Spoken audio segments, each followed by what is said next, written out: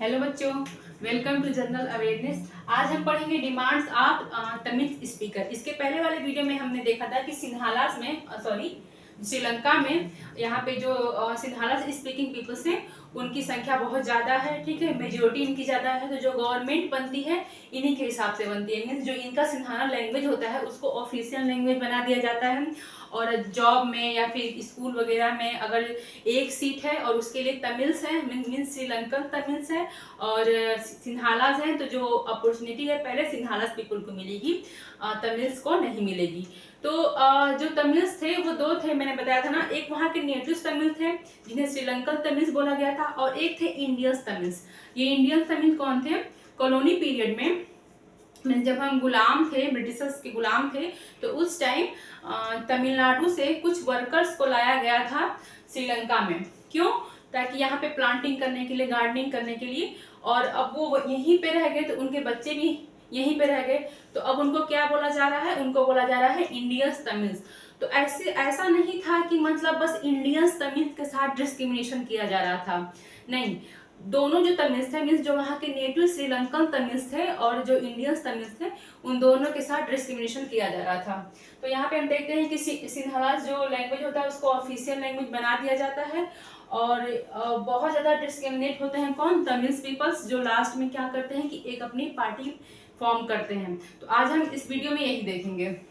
Discriminated against them in getting job and other opportunity and ignore their interest। क्या होता है श्रीलंका में कि जो तमिल्स होते हैं उनके हर चीज़ को मतलब इग्नोर किया जा रहा है, उनकी डिमांड्स को इग्नोर किया जा रहा है और जॉब वगैरह उनको मिल ही नहीं रहा है। तो उनको बहुत ऐसा फील हो रहा है कि मतलब हम अपने कंट्री में ही, हमारी कोई मतलब वैल्यू ही नहीं है, उनको ऐसा लग रहा है।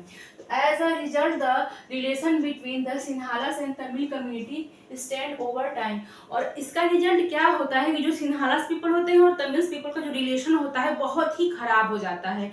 वो खराब क्यों होता है?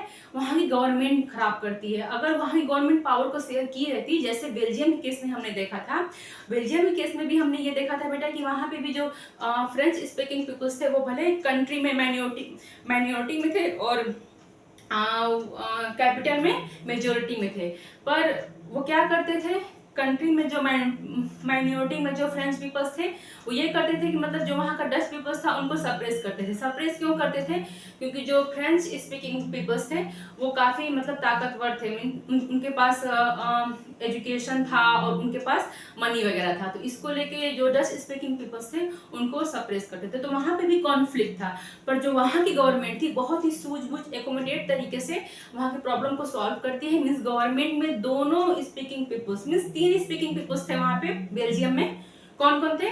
फ्रेंच लैंग्वेज थे और डच लैंग्वेज और 1% जर्मन लैंग्वेज। तो जितनी भी मतलब लैंग्वेज वाले पीपल्स हैं सबके गवर्नमेंट बराबर, मतलब जहाँ जो भी गवर्नमेंट फॉर्म होगा उन सबके रिप्रेजेंटेटिव जो है बराबर उस गवर्नमेंट में रहेंगे। तो ये उसने अच्छा काम किया था। पर श्रीलंका में ओनली सिन्हालास स्पीकिंग पीपल्स की बात मानी जा रही है और पूरी तरीके से इग्नोर किसको किया जा रहा है? तमिल्स को। तो तमिल सब क्या करते हैं? The Sri Lankan Tamils launch party.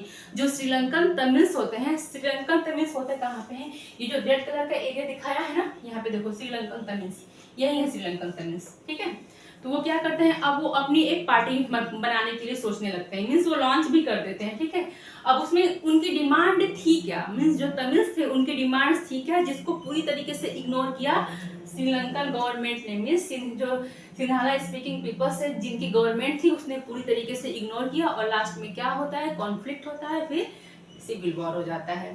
तो उनकी डिमांड्स देख लेते हैं।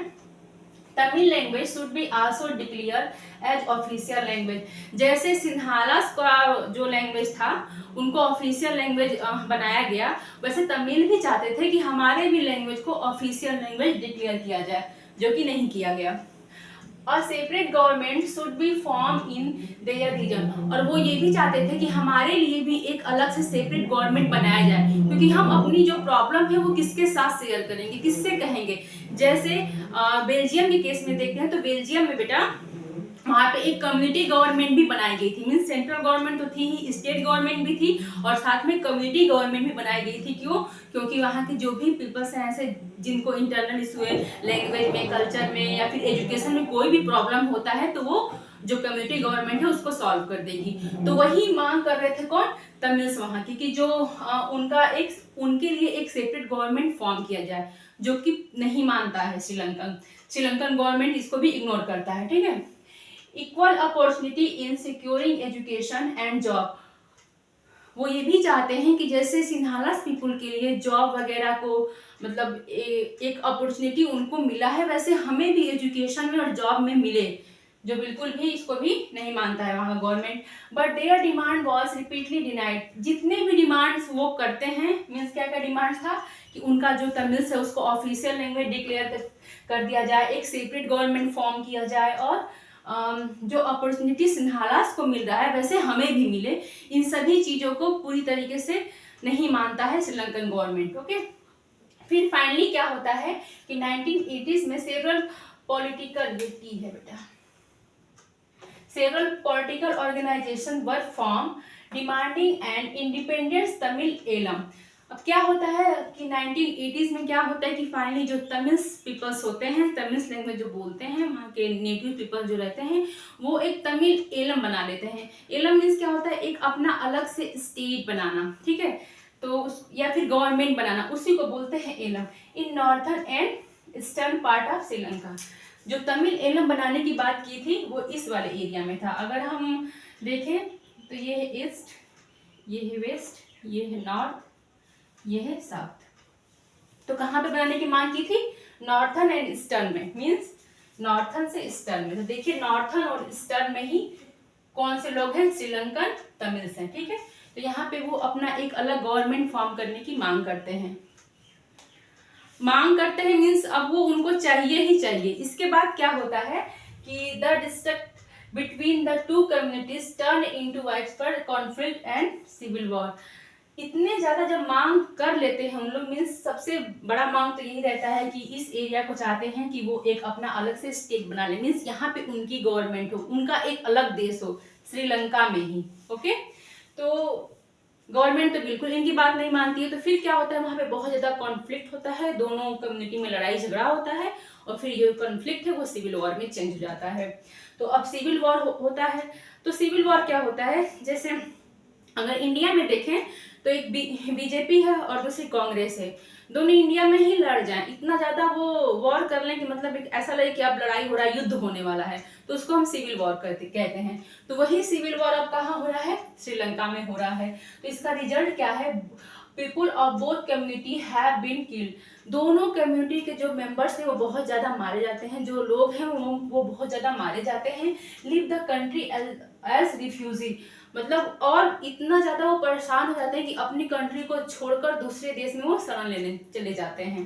ठीक है। इसका कंक्लूजन क्या निकलता है? Civil war cause a tribal setback of social culture and economic life of the country. और जो सिविल वॉर होता है इसका मतलब भयंकर कंक्लूजन ये निकलता है कि जो सोशल कल्चर और इकोनॉमिक लाइफ थी पूरी तरीके से श्रीलंका में तबाह हो जाता है, मीन्स डिस्ट्रॉय हो जाता है। ऐसा क्यों होता है? क्योंकि श्रीलंकन गवर्नमेंट ने तमिल्स के साथ अपने पावर को शेयर नहीं किया था। और बेल्जियम में ऐसा क्यों नहीं होता है? क्योंकि जो बेल्जियम की गवर्नमेंट रहती है बेटा, वो अपने पावर को शेयर करती है। जो भी स्पीकिंग पीपल्स रहते हैं, जो भी मेजोरिटी हो या माइनॉरिटी हो, कोई फर्क नहीं करती है। उन दोनों का जो लैंग्वेज होता है उसको जो वहाँ गवर्नमेंट होती है उसमें इक्वल रिप्रेजेंटेड वहाँ पे रहेंगे। ठीक है। तो अब समझ में आ गया होगा कि पावर शेयरिंग कितना इंपॉर्टेंट है। पावर शेयरिंग किया बेल्जियम में तो खुद से मिलजुल के आपस में लोग रहने लगे, और श्रीलंकन गवर्नमेंट ने पावर शेयरिंग नहीं किया, जिसका रिजल्ट ये हुआ कि यहाँ पे सिविल वॉर होता है।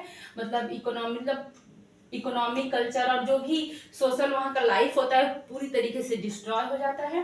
तो आज के लिए अभी इतना ही, और इसका जो नेक्स्ट है हम पढ़ेंगे why power sharing is desirable, इसको हम अलग वीडियो में पढ़ेंगे।